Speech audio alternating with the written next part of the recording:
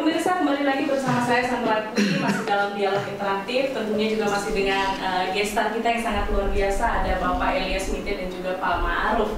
Nah, Bapak, saya ingin bertanya ini sebenarnya untuk Pak Elias, sebenarnya dari segi pembangunan infrastrukturnya itu sudah berapa persen? Karena pasti masyarakat Merauke juga ini penasaran, karena kan kenyataannya belum dibuka untuk rumah. Bagaimana Pak?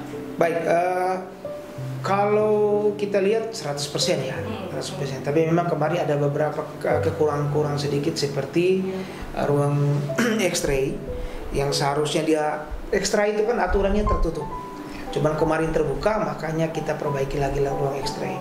Lalu kemudian tempat di sebelah sini, sisi kiri dan kanan ini ketika hujan dia masuk, lalu teman-teman perbaiki untuk sisi kiri sayap kiri dan kanannya itu yang diperbaiki. Lalu kemudian jaringan-jaringan air mungkin memang sudah lama, tapi mungkin dites ulang, ada yang masih kurang-kurang, lalu diperbaiki. Itu saja yang diperbaiki. Tapi rata-rata sudah 100% dari badan pemeriksa juga, mereka sudah datang melakukan pemeriksaan di sini. Jadi sebenarnya ini tinggal tunggu satu personil, lalu kemudian peresmian kita jalan seperti itu. Kalau relate dengan keadaan saat ini ya Pak, mengenai pandemi ini kan pastinya mempengaruhi pembangunan infrastruktur gitu. Apakah dengan adanya pandemi ini kemarin sempat tertunda begitu dari target selesainya? Target pembangunan atau target apa? Ya, ini sebenarnya selesainya sebelum pandemi COVID itu sudah selesai. Sehingga begitu ada pandemi COVID ya sudah, karena seharusnya personil dan orang-orang yang sudah ada di sini, tapi karena pandemi akhirnya tidak bisa berangkat, terlockdown, gitu seperti itu. Jadi sebenarnya kalau untuk infrastruktur sudah 100% ya? Sudah. Tapi tinggal ini saja penataan tamannya. Yang memang belum itu memang kalau dari dokumen AMDAL-nya itu memang belum selesai semua, seperti penataan taman, lalu kemudian bak sampah, tong sampah atau bak sampah, lalu kemudian taman untuk pohon-pohon untuk ini. Karena sote ini tadi mungkin karena datangnya sore, jadi kalau datangnya siang-siang, panasnya minta ampun.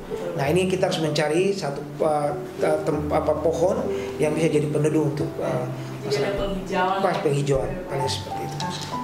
Kalau berbicara tadi sesuai tema kita ya Pak, perbatasan sebagai cermin wilayah Indonesia, itu berarti kan dalam pembangunan infrastruktur ini harus ada karakteristik budaya gitu yang diambil. Nah kalau peran pemerintah sendiri dalam hal ini Pak Elias ini bagaimana untuk pembangunan infrastruktur? Nawacita Presiden, kita mulai dari nawacita Presiden bahwa beliau mau membangun dari pinggiran.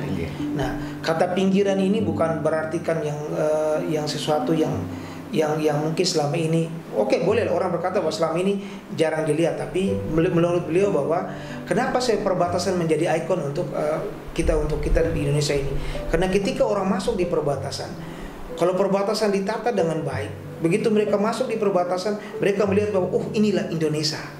Seperti itu. Walaupun belum sampai ke Jakarta loh. Tapi begitu masuk di sini, Indonesia seperti ini, orangnya ramah, infrastrukturnya seperti ini. Merasakan ciri khasnya Indonesia. Lalu kemudian visi dan misi pemerintah Kabupaten Merauke, Bupati Merauke. Paling pertama adalah berkaitan dengan peningkatan penataan wilayah perbatasan. Itu juga nyambung dengan Presiden. Nah, kenapa perbatasan sebagai cermin? Nah, beliau mau perbatasan ini bukan sebagai, kalau kita lihat peta di peta itu perbatasan cuma garis batas antara dua negara. Ya kan di peta ya. Tetapi paradigma ini berubah. Perbatasan bukan sebagai peta atau batas wilayah antara kedua negara, tetapi satu perbatasan bisa meningkatkan kesejahteraan dan meningkatkan pendapatan di daerah perbatasan itu sendiri. Bisa dengan di daerah perbatasan menjalin hubungan kerjasama dua negara. Seperti itu, menjalin hubungan kerjasamanya mungkin dari bidang perdagangan. Nah, kalau orang dari PNJ datang beli barang ke kita kan otomatis kan bagus juga untuk masyarakat sekitar sini. Jual beli kan selalu, apalagi ada dari desa di PNJ juga yang sekolah di sini. Seperti itu. Kalau coba kita lihat Skowo aja. orang PNJ datang beli barang di Indonesia. Kan begitu kan? Kita juga nanti ke depan seperti itu. Makanya ada 25 kios di depan itu untuk membantu untuk masyarakat. Selain wisata datang untuk lihat di perbatasan, tetapi ada bisa hubungan transaksi jual beli masyarakat melintas batas ke kita juga. Seperti itu. Nah, kalau untuk Pak Ma'ruf ini perbatasan sebagai cermin wilayah Indonesia. Nah, kalau Bapak sendiri melihat apakah pembangunan infrastruktur yang sekarang ini sudah mencerminkan wilayah Indonesia dalam hal ini budaya yang ada di distrik Sota, Pak? Ya, sungguh luar biasa bahwa kami juga tidak bermimpi seperti Sota ini bisa berubah total. Betul, tidak ada menjadi seperti ini, tidak menyangka kami. Betul. Jadi Sota ini ya satu-satunya mungkin di wilayah Kabupaten Merauke ini sangat bagus sekali. Artinya ya tadi dengan perkembangan pemerintah sudah mengembangkan ini sangat bagus sekali. Jadi ada pertukaran antara studi atau pelajar dari Papua New Guinea dan kemudian tadi yang disampaikan Bapak Kaban tadi ada masyarakat dari Papua New Guinea datang ke sini untuk belanja. Terus kemudian tadi budaya ini masih hubungan erat masih ada, jadi masih dijaga dengan baik selama ini di perbatasan. Oke, baik. Kira-kira apa langkah efektif Bapak yang bisa membuat masyarakat setempat ini juga ikut merasakan benefit dari dikembangkannya wilayah perbatasan ini, Pak, selain dari segi ekonomi tadi? Iya.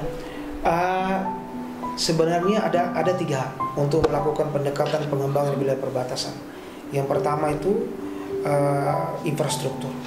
Kita tahu bersama bahwa infrastruktur di wilayah perbatasan itu menjadi prioritas di Kabupaten Merauke. Lalu kemudian kalau sekarang kita lihat jalan Merauke sampai Bovendigul itu sudah pasti. Itu karena wilayah perbatasan ya. Lalu kemudian itu susu lain jalan-jalan ke kampung-kampung perbatasan Bupul 12 itu sudah mulai dibenahi. Lalu kemudian ada perumahan-perumahan mulai dibenahi. Sisi ekonomi, ini yang perlu dikembangkan dengan baik. Lalu kemudian sisi investasi. Mungkin kalau kita lihat di perbatasan ini lihat ada perusahaan-perusahaan kelapa sawit dan lain-lain di atas. Ini itu 3. Lalu kemudian sisi kebijakan. Ini biasanya langsung dari pemerintah Kabupaten Merauke untuk bagaimana meningkatkan kesetaraan di wilayah perbatasan. Nah, apa yang kita harus lakukan sekarang ketika wilayah perbatasan ini menjadi satu ikon baru di Kabupaten Merauke? Memang orang bisa mungkin ada yang bertanya bahwa apa sih hadirnya PLBN untuk masyarakat di Sota ini. PLBN baru hadir, tetapi paling tidak kita berpikir jangka panjang ke depan. Hadirnya PLBN sini ini membuat satu hubungan kekerabatan antara Indonesia dan PNJ bukan menjadi pemisah antara Indonesia dan PNJ, tetapi hubungan kekerabatan tetap kita jalan. Karena Indonesia dan yang uniknya di kita di sini adalah masih ada hubungan kekerabatan antara Indonesia dan PNJ, yaitu masih sampai sekarang masih ada. Lalu kemudian potensi-potensi yang ada di PNJ ini bisa kita kembangkan dengan menjalin hubungan kerjasama antara kedua negara. Misalnya dalam contoh apa? Contoh kemarin hampir terjadi ekspor beras. Oh iya. Yang 70 ton ya, itu juga. Lalu memang banyak sekali. Kami kalau di perbatasan namanya border lancing BLM itu kemarin di Vanimo. Jadi di Vanimo itu mereka mengumpulkan semua orang-orang yang punya potensi di perbatasan di PNJ sana. Kira-kira apa sih potensi yang ada di Kabupaten Merauke? Ini yang mereka mau beli.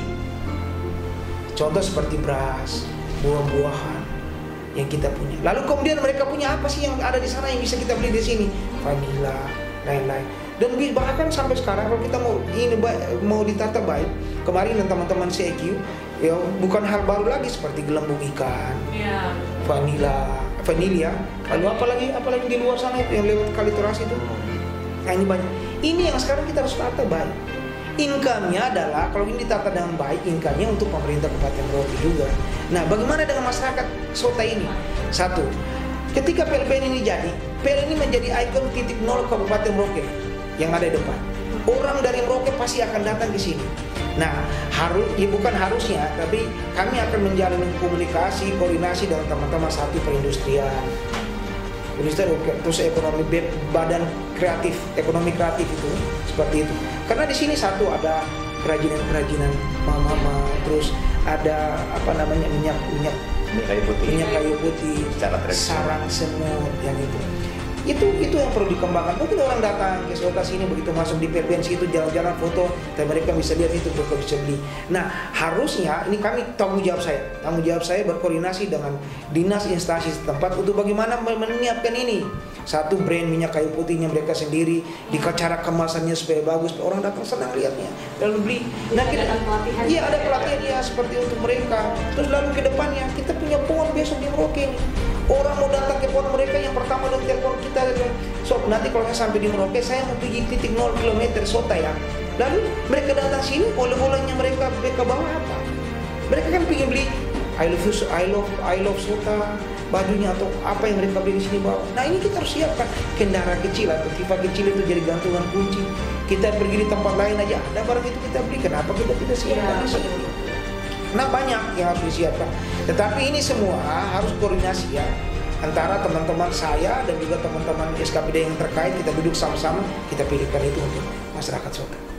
Pasti kan dari segi ekonomi juga berkembang dan pasti benefitnya juga langsung dirasakan masyarakat dan juga pemerintah. Nah, sekarang pemerintah harus bekerja seperti itu. Oke, baik. Pemirsa, kita masih akan kembali dengan tema yang sama dan jangan kemana-mana, tetap bersama saya dalam dialog kita.